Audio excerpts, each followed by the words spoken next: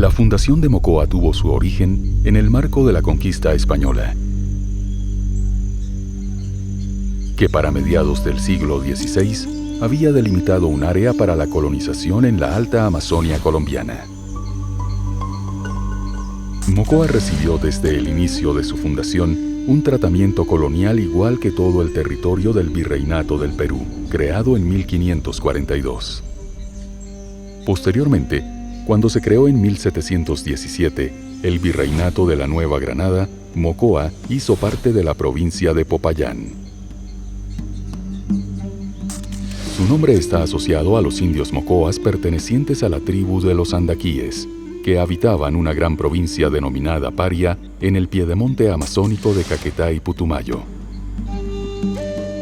Incluso antes de su fundación, se hacía alusión dentro del Virreinato del Perú a la provincia de Mocoa como parte territorial de la Gobernación General de Popayán, pero a la vez regida judicialmente por la Audiencia de Quito y eclesiásticamente por el Obispado de Popayán. Su fundación está matizada de diferentes versiones históricas. Una de ellas la describe el padre Juan de Velasco en su manuscrito de 1844 denominado Historia del Reino de Quito, quien afirma que el tercer virrey del Perú, don Andrés Hurtado de Mendoza, entregó bajo el mando del capitán Francisco Pérez de Quesada las provincias de Mocoa, Putumayo y Sucumbíos para que dentro de ellas fundara ciudades. Según Velasco, el capitán Pérez de Quesada funda a Mocoa en 1557 junto a un lago del mismo nombre en la ribera meridional del Caquetá, en las coordenadas 01 grados 48 minutos de latitud septentrional y 03 grados 06 minutos de longitud oriental. En esta época se tomaba como referencia para las longitudes el meridiano de Quito, al que se le asignaba el valor de 0 grados. La segunda versión es autoría de José Rafael Sañudo, quien en sus apuntes sobre la historia de Pasto publicado en 1897 menciona que en tiempos del gobernador de Popayán, Pedro de Ágreda, se fundó en 1551 por órdenes del capitán Francisco Pérez de Quesada la ciudad de Ágreda de Mocoa. El padre Marcelino de Castelví se inclina por una tercera versión, la de Fray Jerónimo de Escobar, quien visitó a Mocoa en 1576 y lo describe como un pueblo de tierra muy caliente y asperísima, habitado por 10 vecinos blancos que tendrían en encomienda a 800 indios, ubicados en un contorno de 15 leguas alrededor. Según el padre Escobar, Mocoa habría sido fundada por Pedro de Ágreda con mayor probabilidad en 1563, época en que había sido nombrado gobernador y capitán de la provincia de Popayán por Real Provisión de Santa Fe el 9 de junio de 1562, y ostentó este cargo hasta 1563. Esta versión se ratifica por documentos notariales mencionados por Sañudo, cuando dice que Gonzalo H. de Avendaño mencionaba en 1564 que había reedificado la población por orden de don Pedro de Ágreda con el nombre de San Miguel de Ágreda de Mocoa. Y por el nombre asignado, se presume que fue el 29 de septiembre, día de San Miguel. Bueno, mi nombre es Celia Calderón. Pues antes se ponía de Viveros, ¿no? Ahora, pues, como ya soy viuda, entonces soy soltera. Siendo concejal, presenté el acuerdo. Es un acuerdo para que la poca plata que viene del centro de Bogotá se la utilice en la fiesta de San Miguel, que es el 29 de septiembre.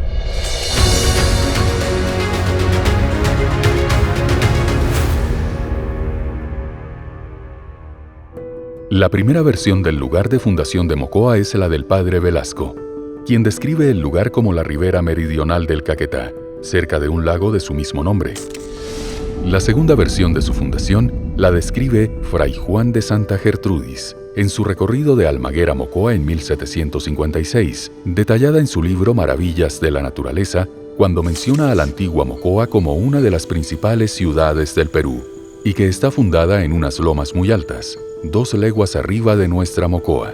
Esta referencia la ubicaría en la actual vereda Alto Afán, en la margen izquierda del río Mocoa, sitio compartido por el padre José Restrepo y Marcelino de Castelví. La tercera versión de localización correspondería a lo descrito por el padre Ángel María de Villava en 1895, cuando visitó a Mocoa proveniente de Pasto. Esta versión es ratificada por Fray Antero María de Morentín, que hizo el mismo recorrido en 1899. Y en ambos casos se hace mención a Pueblo Viejo como sitio de la antigua fundación de Mocoa. La cuarta ubicación la muestra Santa Gertrudis, en su mapa del recorrido por Colombia con 131 sitios registrados, dentro de los cuales el 114 corresponde a Santa Clara de Mocoa, ubicada en la posición actual entre los ríos Mulato y Sangoyaco. Cartográficamente, esta última posición de Mocoa o Santa Clara de Mocoa se reafirma en los siguientes mapas. Carta del Perú de 1750. Mapa de Santa Gertrudis, 1756. Mapa de la Audiencia de Quito, 1779.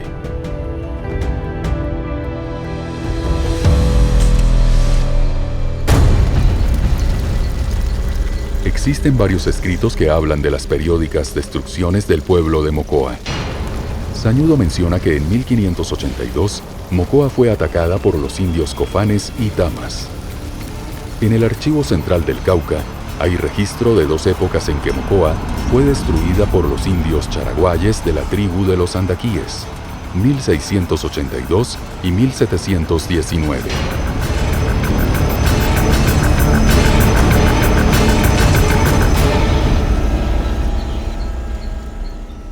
Según Julio Mora Acosta, el traslado de Pueblo Viejo a Santa Clara de Mocoa, sitio actual de la ciudad, se daría en el año 1724. Coincide esta fecha con lo expuesto por Friede sobre el paulatino desplazamiento de los indios charaguayes de esta zona y el cese de hostilidades a mediados del siglo XVIII.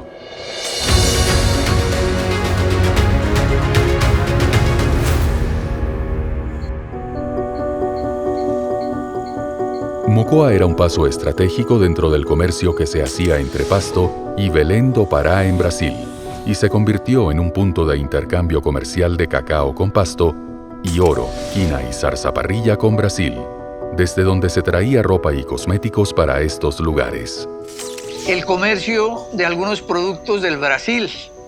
Ya aquí a Mocoa llegaban jabones feo, muy sabrosos, muy olorosos, leite de rosas, llegaban perfumes, llegaban mistelas, llegaban castañas de Brasil, llegaba bacalao, llegaban enlatados, llegaba esta cosa. Y de aquí seguramente los comerciantes las llevarían a Pasto a comerciar con Pasto o con otras partes del país, ¿no? También fue un centro misional, desde donde se proyectó toda la política de evangelización y colonización para vincular al Putumayo y Caquetá al modelo socioeconómico de las élites criollas de Quito, Popayán y Bogotá.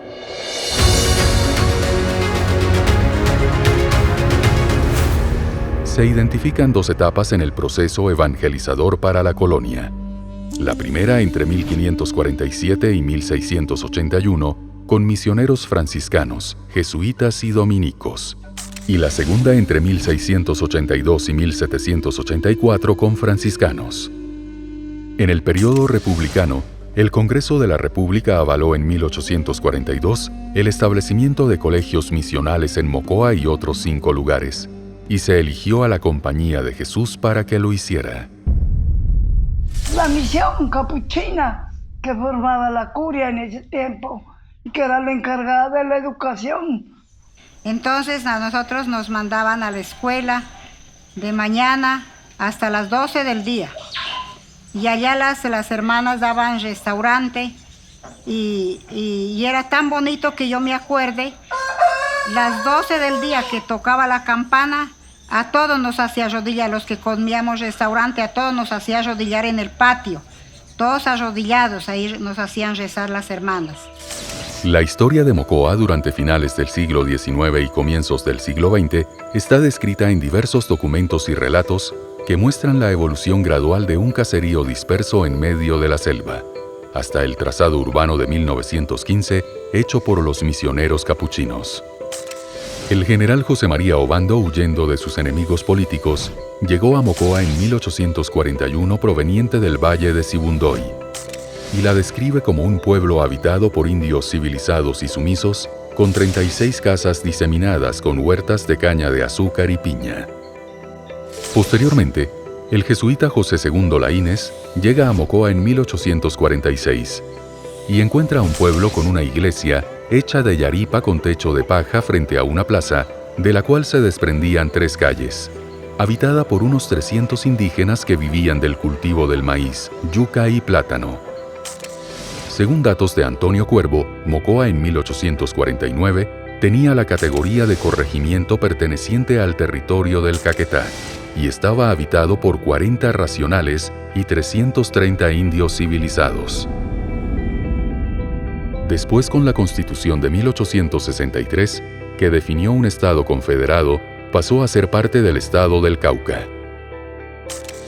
Agustín Codazzi, en su viaje con la Comisión Corográfica al territorio del Caquetá en 1857, visitó a Mocoa identificando una población de 652 habitantes, entre indígenas y blancos.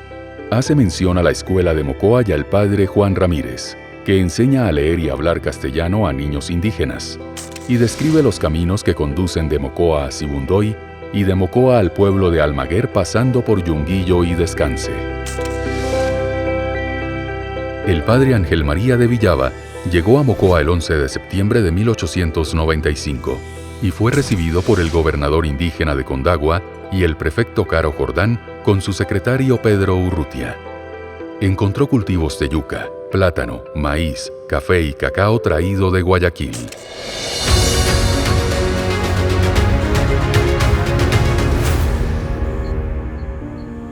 El escenario político que vivía el pueblo de Mocoa a finales del siglo XIX y comienzos del XX estaba influenciado por varios eventos y actores que marcarían su historia inmediata. El primero, relacionado con la nueva Constitución Política de 1886, que estableció un nuevo concepto o Estado, ideológicamente enmarcado en el modelo moderno e ilustrado europeo, que establecía la existencia de una cultura dominante y que imponía reglas de integración de las otras culturas al nuevo orden político y social. Tampoco me iba a atacar que más indígena con yura gente con agua y más atacar con pues bien chucar con o mal. No, pues mal, pues no, por eso les conversé que se fueron, se retiraron. Colonos, pues, donde el indígena salga, ellos es que iban pues hasta para garrotearlo, eso. Entonces los indígenas por no pelearme se iban, dejando las tierras. Mi papá sí no, gracias a mi Dios, aquí estoy. Si yo me muero, mis nietos han de quedar aquí, mis hijos. Que no se van a correr. Con fundamento en la doctrina constitucional española, se plasmó el lema «Una patria, una raza, un Dios», que influyó notoriamente en la construcción de su plataforma ideológica. Se incorporó elementos de la Constitución española de 1876 relativos a la relación Estado-Iglesia y los convirtió en preceptos constitucionales. La Constitución de 1886, que modificó la de 1863, llamada también Constitución de Río Negro, le permitió al presidente de Colombia, Rafael Núñez, suscribir el 31 de diciembre de 1887 el concordato con la Santa Sede Apostólica en Roma.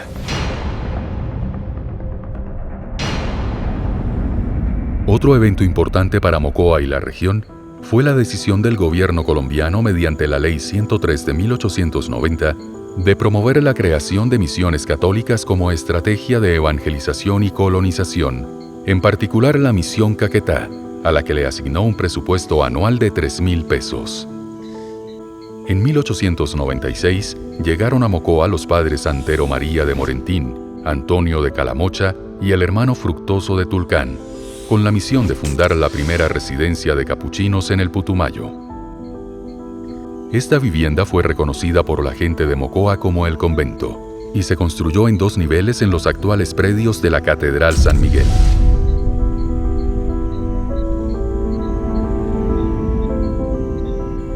Mocoa era entonces un poblado de 45 casas que albergaban 200 blancos y 150 indígenas.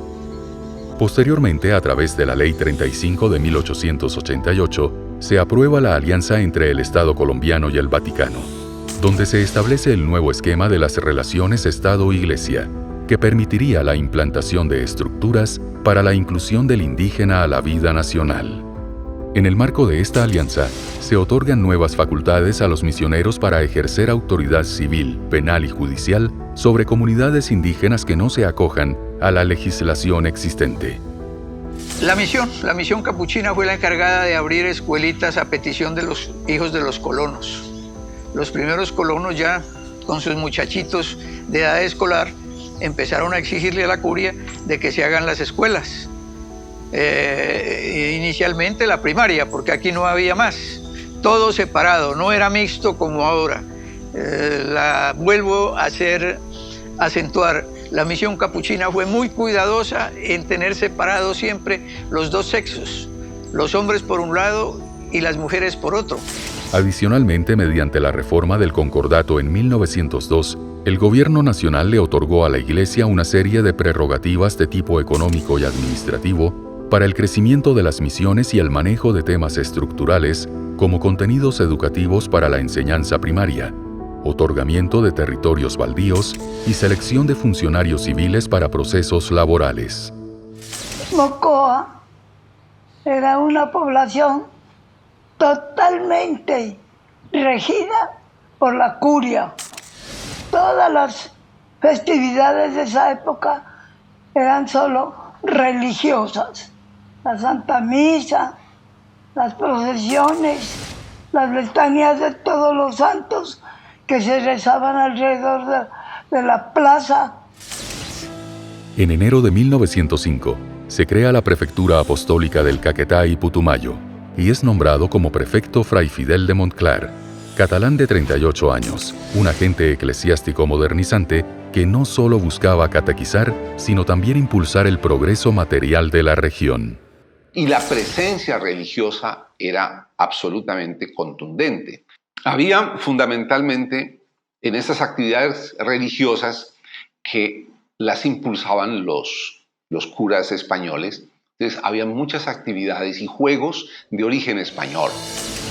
Fidel de Montclar fue investido por el Gobierno Nacional como Inspector General de Instrucción Pública en Caquetá y Putumayo, con facultades extraordinarias para impulsar el desarrollo territorial a través de la civilización indígena, la construcción de caminos,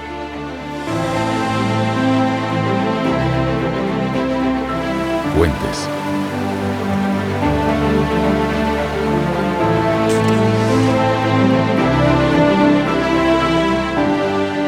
escuelas, fundación de poblaciones, impulso de programas de colonización y fomento de la actividad agropecuaria y comercial. Mi papá me decía que había la primera volqueta que entró a Mocoa, la armaron al frente de la casa de donde la panadería Sabori. Ahí la armaron porque vino en cajas. Entonces ahí la armaron y la pusieron a funcionar acá, pero no había más. Después, cuando ya abrieron una medio trocha ahí, ellos ya entró un camión, el primer camión que entró acá, que era el de los Castro, de don Pablo Castro, un camión que ahí se iban todos los estudiantes. Ahí entraban y salían otra vez.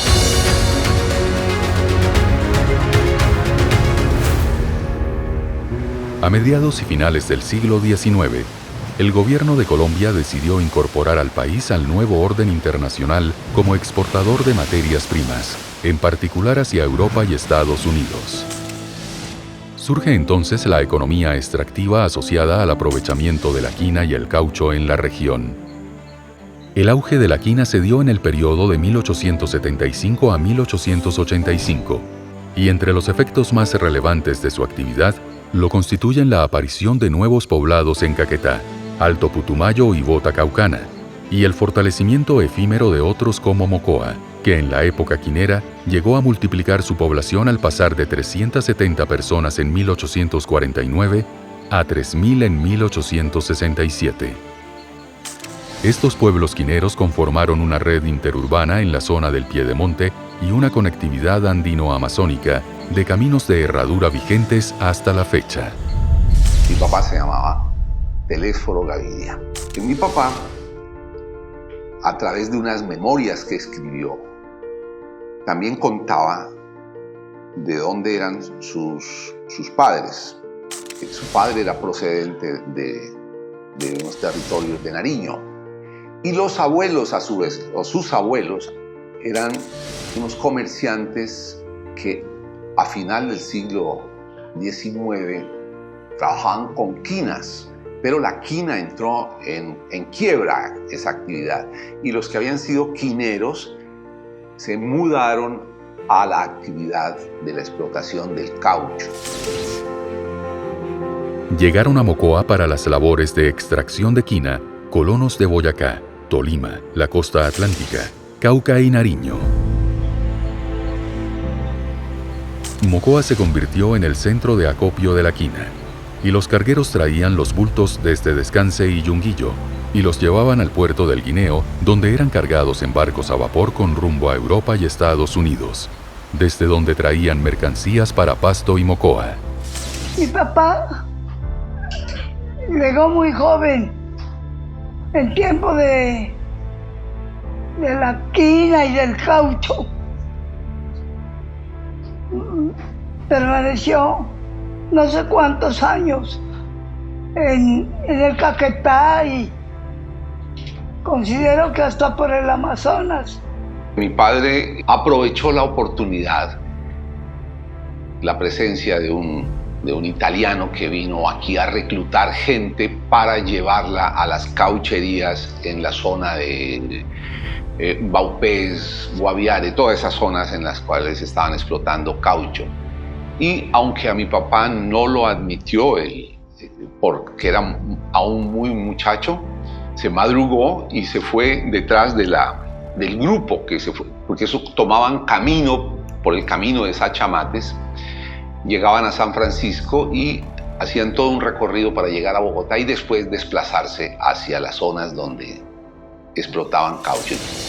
De manera similar a la quina, el caucho fue un producto de demanda internacional que vinculó a la región a empresas caucheras como la Casa Arana, que llegó a extraer en 1908 del territorio del Putumayo 65,5 toneladas mensuales de caucho, y que motivaría la vinculación al Putumayo de comerciantes de diferentes regiones del país y del exterior. El caucho, a diferencia de la quina, no generó mayor desarrollo para Mocoa, que simplemente fue un pequeño centro de acopio a finales del siglo XIX, porque las grandes explotaciones de caucho se hacían en la planicie amazónica cercanas al río Putumayo y Caquetá, donde se presentaron los abusos de las empresas caucheras, generando el exterminio de miles de indígenas y la afectación de la soberanía nacional en zona de frontera.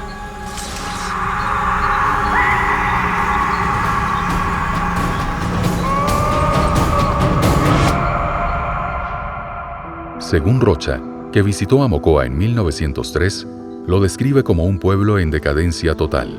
Las casas estaban abandonadas y caídas, y ya no había negociantes. Las calles eran solas, y solo se veía pasar a los indios y pocos pobladores que se dirigían a la iglesia y a recibir su enseñanza doctrinal. Según el censo de 1904, en Mocoa había 359 habitantes, de los cuales 211 eran blancos y 158 indígenas dispersos. Mocoa era pobre, pocas casas, gente pobre. Había mucha gente que pedía limosna. Miguel Triana, un ingeniero civil contratado en 1906 por el presidente Rafael Reyes para diseñar un trazado de camino entre Pasto y Mocoa, la describe como un pueblo con 20 casas, con un convento y una escuela.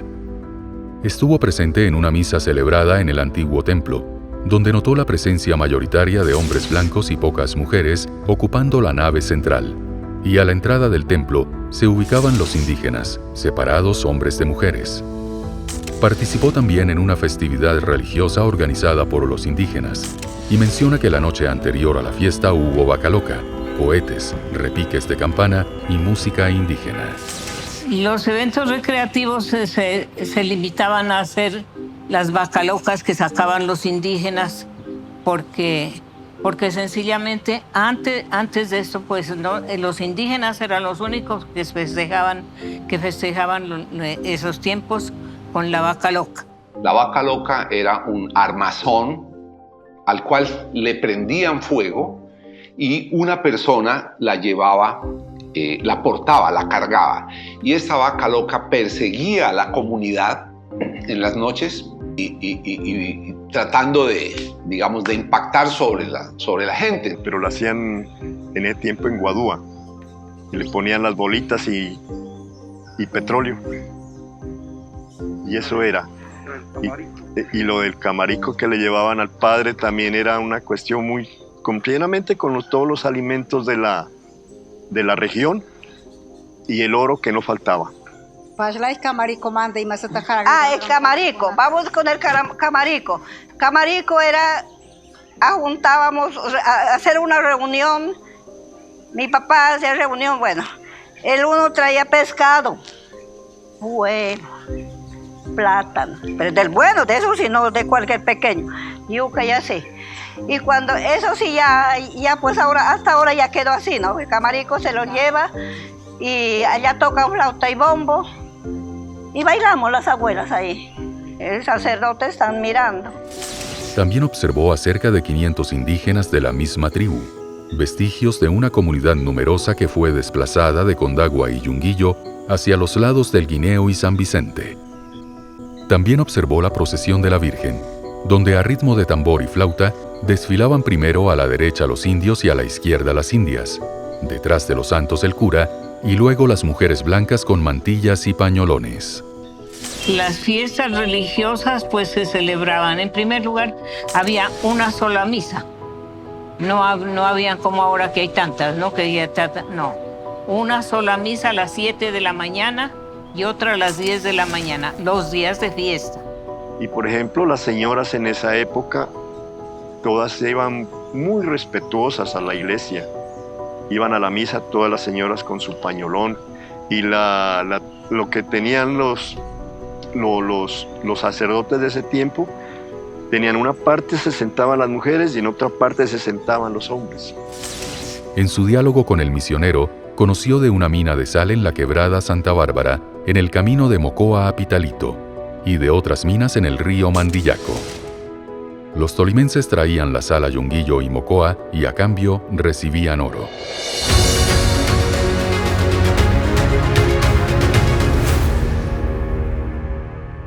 El presidente Rafael Reyes designó en 1906 a Mocoa como colonia penal, porque por su difícil acceso ofrecía las condiciones de aislamiento necesarias para la reclusión de presos políticos del interior del país. Específicamente en Mocoa se había dado un hecho. Es que frente a la dictadura de Rafael Reyes, hubo un grupo de militares que no estaban de acuerdo con la restricción de las libertades y configuraron una especie de golpe de Estado o de sublevación que tempranamente fue descubierta porque a uno de ellos los traicionó. Estos militares, una vez los tomaron presos, los enviaron a Mocoa y tuvieron a Mocoa por cárcel, porque en ese entonces entrar o salir de Mocoa era supremamente complejo, era un aislamiento absoluto. Si hoy nos sentimos con limitantes para articularnos al resto del país, en 1900 era el asunto supremamente crítico. La reactivación comercial de Mocoa por la llegada de estos nuevos habitantes fue efímera y, por el contrario, nuevamente fue objeto del infortunio, debido a los incendios ocurridos de manera secuencial en los años 1906 y 1907. Según Vilanova, Mocoa fue objeto de un gran incendio ocurrido el 8 de diciembre de 1906 en horas de la misa de la mañana, por un cohete que inició la conflagración que destruyó la Casa Misión. Y siempre los incendios eran el 8 de diciembre, que era el día de la Virgen de la Inmaculada Concepción, y con la pólvora que echaban, y la pólvora la tenían que ir a traer a Pasto en ese tiempo, imagínense, y a pie.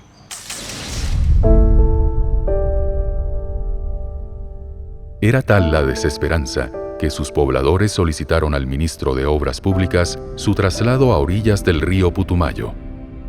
Fidel de Montclar, no estuvo de acuerdo con esta idea y a cambio ofreció un incentivo de 5 pesos oro a quien construyera una casa. En un año se construyeron 40 casas.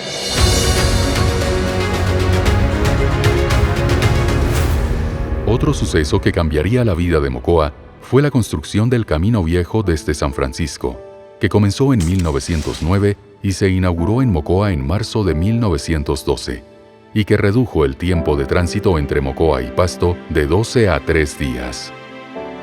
Al evento de inauguración asistió el gobernador de Nariño, Gustavo Guerrero, y el prefecto apostólico Fidel de Montclar, a quienes Ramón Mesa, encargado de la prefectura provincial, dio la bienvenida, seguido de salvas de fusilería a cargo de Hernando Dorado. En la esquina de la plaza había un arco con la inscripción «Mocoa saluda al excelentísimo presidente de Colombia y al muy reverendo padre prefecto apostólico».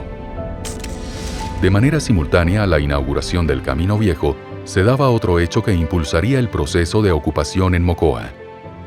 Mediante la Ley 52 de 1913, se crea en la ciudad de Pasto la Junta de Inmigración, encargada de promover la colonización en Caquetá y Putumayo con individuos o familias nacionales o extranjeros. Esta junta debía escoger los sitios de colonización, seleccionar a los colonos y entregarles 50 hectáreas por familia, además de herramientas para trabajo agrícola y víveres durante los primeros meses. El 20 de abril de 1914 se publica el Prospecto de Colonización para Putumayo, donde se asume como proyectos estratégicos las colonias agrícolas de Puerto Asís y Albernia. Soy hijo de colonos antioqueños. Eso fue aproximadamente, según me comentaba mi padre, en los años 1917. En aquel entonces Colombia no participó pues tampoco en la Primera Guerra Mundial, pero el comercio entre Colombia y países europeos se disminuyó o se cortó. Entonces eso afectó la pequeña industria que en ese momento estaba recién gestándose allí en el departamento de Antioquia, y de igual manera pues la agricultura, sobre todo pues que había mucho campesino pobre por aquello de que las tierras también estaban en manos de pocos hacendados. Entonces eso hizo que empezara a haber muchas miseria, mucha pobreza. Y por iniciativa del gobierno nacional, en aquel entonces del presidente Vicente Concha, en alianza, llamémoslo así, con la comunidad capuchina, salió a visitar algunos pueblos del sur occidente antioqueño. Y esos pueblos eran Abejorral, eran Sonsón, era Argelia, y algunos pueblos del norte de Caldas. Fidel de Montclar quería promover un modelo de ciudad amazónica y escogió a Albernia como proyecto piloto. Albernia se funda en 1915 con un diseño de 90 manzanas, que incluye 2 plazas alternas y una principal, alrededor de la cual se construiría la casa de gobierno y la iglesia. Estaba localizada en la actual vereda Las Toldas, en la vía Mocoa-Ticuanayoy. Se escogió como raza para la fundación a 219 familias antioqueñas que llegaron a Mocoa en 2 épocas, 87 personas el 19 de agosto de 1915 y 132 el 17 de marzo de 1917. Mocoa tenía a la llegada de los colonos de Albernia 315 habitantes y un área cultivada de 207 hectáreas en plátano, maíz y yuca. Doña Mercedes Zambrano de Castro, nacida en 1904 en Santiago, Nariño, en su relato sobre la visita en 1916 a la colonia de Albernia, donde trabajaba como profesora su tía doña Mercedes Erazo, comenta que los niños de Albernia jugaban con pepas de oro, que era abundante en los ríos Ticuanayoy, Afán y Caquetá. Aquí la minería fue fuerte, sobre todo en la zona del Carmelo. Allí llegaron yo era muy niño, pero escuchaba hablar de extranjeros que extraían el oro. Ahí fue donde mi papá había hecho contrato con un míster en Monte Carmelo. Y esos entraban con bateas y de por allá sacaban material y sacaban por kilo. Para llegar a Albernia, se construyó en 1917 un camino desde Mocoa bajo la coordinación de Marcelino Buccelli y José María Arango. Como complemento del camino, se construyó sobre el río Mocoa el puente de Montclar en madera y metal, reconocido por su gran belleza constructiva, y que fue inaugurado el 14 de mayo de 1916. Según Fidel de Montclar, este camino debía ser el inicio del gran corredor Mocoa-Pitalito-Bogotá. El proyecto del camino Mocoa-Pitalito, por iniciativa del prefecto, llegó a incluirse en el presupuesto nacional en cumplimiento de la Ley 70 de 1916, que lo declaraba como vía nacional de primera clase. En 1917 hay recorte del gasto público, y se retoma mediante el Decreto 497 de 1920, donde se dispone la ejecución de estudios completos para este camino, y se nombra al padre Gaspar de Pinel como director de obra y como ingeniero a Jorge N. Caicedo. Por iniciativa del Gobierno Nacional, había en esta época un proyecto de construcción de un ferrocarril que conectaría a Bogotá con Pitalito, y Montclar ya había planteado la idea de extenderlo a Mocoa y Puerto Asís, pero este proyecto nunca se realizó. El gobernador de Nariño, Francisco Albán, presidente de la Junta de Inmigración, en su informe de 1916, manifiesta su alegría y entusiasmo frente a los avances de la colonia de Albernia, al considerar que en poco tiempo será un centro importantísimo y sólida base de una rápida colonización de nuestros territorios orientales. Sin embargo, esta ilusión terminó el 9 de mayo de 1921 cuando se retira el párroco Clemente Tortellá, y se da por terminada la colonia de Albernia por conflictos entre colonos y misioneros, por falta de recursos económicos y por la dificultad de sostener un modelo productivo en las condiciones de aislamiento que tenía. Es que ese proceso de colonización no fue muy exitoso, eso fracasó tempranamente. Si acaso unos 5, 6, 7 años duraría eso y desapareció, ¿ya? Porque en primera medida, vaya usted a ver, uno no se explica por qué escogieron ese punto. ¿Por qué no escogieron las planadas? ¿Por qué no escogieron a los lados de Pueblo Viejo, ahí en el Alto Aján? No, metido por allá. Entiendo por algunos historiadores que el gobierno quería era una especie de avanzada para comunicarse con el Huila, ¿ya? Entonces hacer ahí un asentamiento para luego seguir avanzando hacia el Huila, con San Juan, con Villalobos, San Juan y Pitalito, ¿ya? Entonces, si uno va ahora, es que nadie da un peso en querer vivir ahí, nadie da un peso.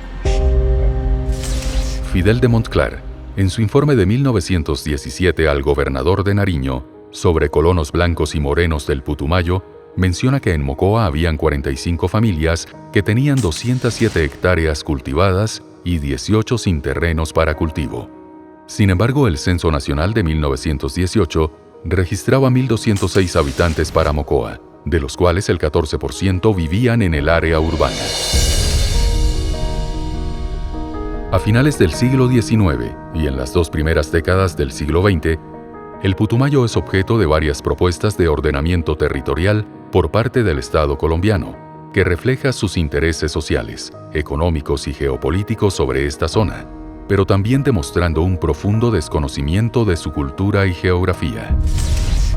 En 1912 se crea la Comisaría Especial del Putumayo mediante el Decreto 320 y su capital fue Mocoa.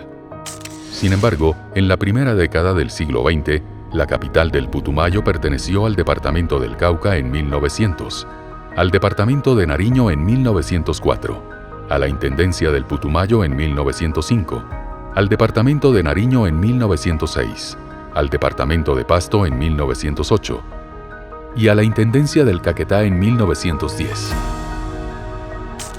Cuando Mocoa empezaba a prosperar en su economía y todo parecía mejorar, ocurre nuevamente en 1914 un devastador incendio que destruye la mayor parte del pueblo. Fidel de Montclar, con la ayuda de los vecinos, logró la expedición de la Ley 122 de diciembre de 1914, mediante la cual se asigna la suma de 5.000 pesos como auxilio para la reconstrucción. El gobierno central estableció como condición que estos recursos se distribuyan equitativamente entre los damnificados y que las nuevas construcciones guarden una distancia de 10 metros. Se levantó un plano en 1915 con el trazado definitivo de lo que hoy es el centro de Mocoa, teniendo en cuenta las especificaciones técnicas del ingeniero Miguel de Espriella, comisionado por los misioneros capuchinos para este trabajo. La Mocoa de los años 20 tiene la semblanza de un pueblo en proceso de consolidación, con algunos equipamientos básicos como la casa comisarial, la escuela, el convento, la iglesia, la cárcel, una plaza principal y pocas calles. La mayoría de casas tenían muros en bahareque y techos de paja, y muy pocas iniciaban su construcción con madera. Tenía un sistema de acueducto básico con un canal en piedra y cemento que atravesaba la plaza, con unas pilas en cada esquina para consumo humano y aseo personal. Los ríos circundantes como el Mocoa, Sangoyaco y Mulato brindaban recreación a sus habitantes y pesca abundante.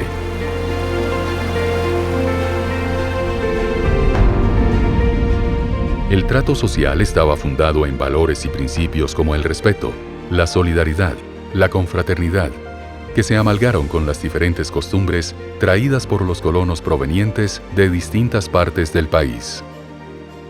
La gente muy unida, muy unida. Compartíamos alimentos. Todo el mundo, si le servía esto a algo, tenga, llévelo y cuando regrese me lo trae. Así, de ese modo se vivía. Me trataron de llevar a La Guajira, me trataron de llevar a otras partes del país. Yo preferí quedarme aquí en mi pueblo. Yo aquí no me voy. Me gusta mucho Mocoa por la tranquilidad, naturaleza, aire puro. La gente es todavía amable. Aquí nos criamos y somos lo que somos es porque hemos conocido a Mocoa. Lo que tenemos es un reto muy grande, es de conocernos más a nosotros mismos. Conocernos para encontrar en nosotros mismos la perspectiva para avanzar, para encontrar nuestras mismas líneas de desarrollo.